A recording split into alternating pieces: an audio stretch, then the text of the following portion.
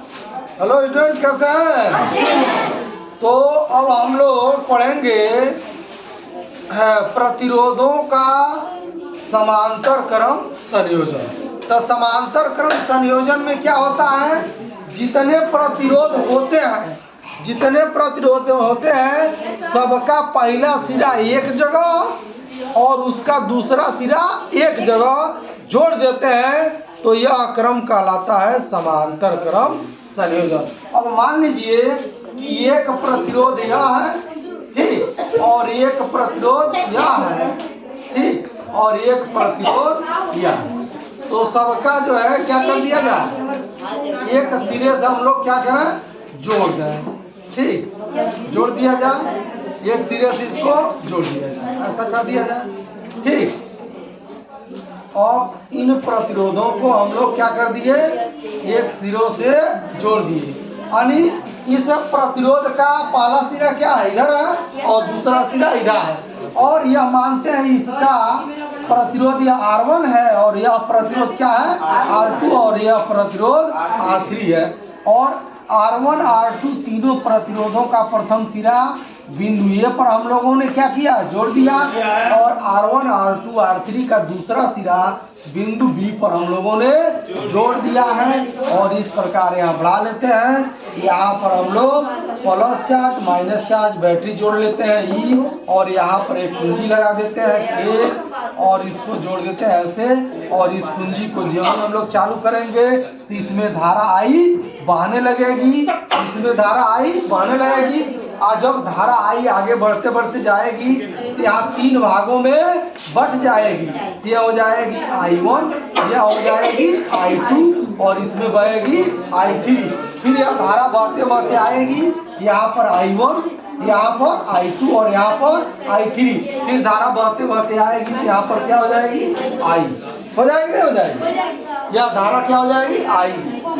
ध्यान दो जब, ये धारा I जा रही है तो बिंदु ए पर कौ भागों में बट रही है, तीन भागों में, यह धारा I1, धारा I2 और धारा I3, फिर ऐसे रेजिस्टेंस होते हुए धारा I1 I2 I3 ऐसे आ रही है। इसका जो है कुल विभवांतर क्या है, V है। तो यहाँ पर विभवांतर, इसमें भी विभवांतर V रहेगा, इसमें भी V रहेगा, इसमें भी V रहेगा, ठीक।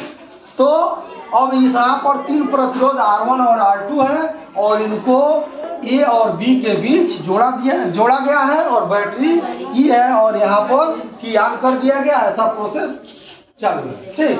तो अब ओम के नियमानुसार, ओम के नियमानुसार, ठीक, तो इसमें हम लोग देखते हैं क्या हो जाएगा, यहाँ पर यह धारा I बराबर क्या हो जाएगा, I1 plus I2 plus I3, होगा कि नहीं होगा, बोलो।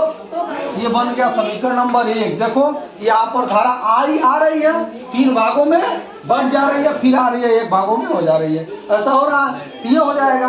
अब हम लोग ओम का नियम V बराबर क्या जानते हैं, I/R जानते हैं, तब यहाँ पर I का मान निकाल लिया जाए तो क्या हो जाएगा, I बराबर V बटे क्या हो जाएगा, होगा कि नहीं होगा। तो अब हम लोग क्या करें, प्रतिरोध R1 में धारा निकालें, क्या करें, प्रतिरोध R1 में धारा, अर्थात क्या हो जाएगा I1, क्या हो जाएगा I1 बराबर क्या हो जाएगा V बटे क्या हो जाएगा R1 होगा, क्योंकि यहाँ पर भी यह विभवांतर क्या है V है, यहाँ पर भी क्या है V है, यहाँ पर भी क्या है V है।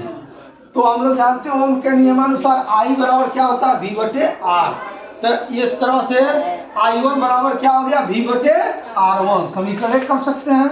इसी प्रकार I2 बराबर क्या हो जाएगा V बटे R2, समीकरण 2 हो गया, ये समीकरण 1 है, 2 हो गया, और यह 3 हो गया। फिर इसी तरह क्या हो जाएगा I3 बराबर V बटे R3, ये बन गया समीकरण नंबर 4। किसी कोई परेशानी यहाँ तक समझने में, हाँ, ऐसा हो गया। अब हम लोग क्या करेंगे, समीकरण 1 में इन मानों को रख देंगे, हाँ। तो समीकरण 1 2 3 और 4 से देखो, तो 1 में रख दिया जाए, तो यहाँ पर अब देखो I है ना, इसका कुल प्रतिरोध अगर जो R मान लेते हैं और यह V है, तो यहाँ पर I बराबर क्या हो जाएगा, V बटे R। क्या हो जाएगा, V बटे R हो जाएगा। और इसी प्रकार अब I1 का मान रखते हैं, तो I1 का मान कितना है, V बटे क्या है, V बटे R1 है। इसी प्रकार I2 का मान रखते हैं, तो क्या V बटे R2 है, V बटे क्या है, R2 है।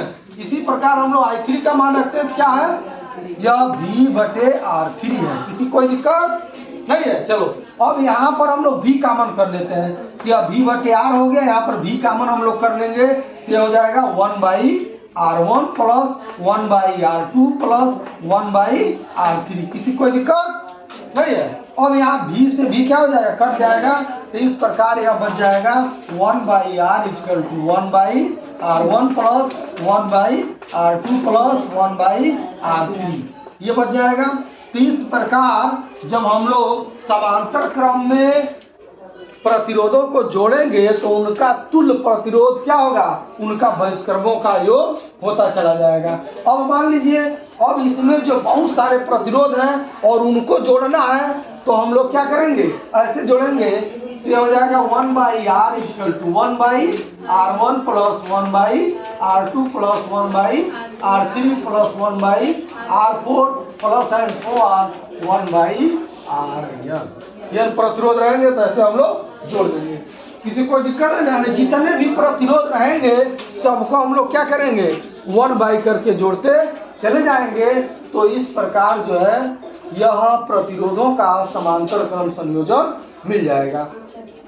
फिर हम लोग अगले वीडियो में श्रेणी क्रम और समांतर क्रम पर जो है प्रॉब्लम को सॉल्व करेंगे।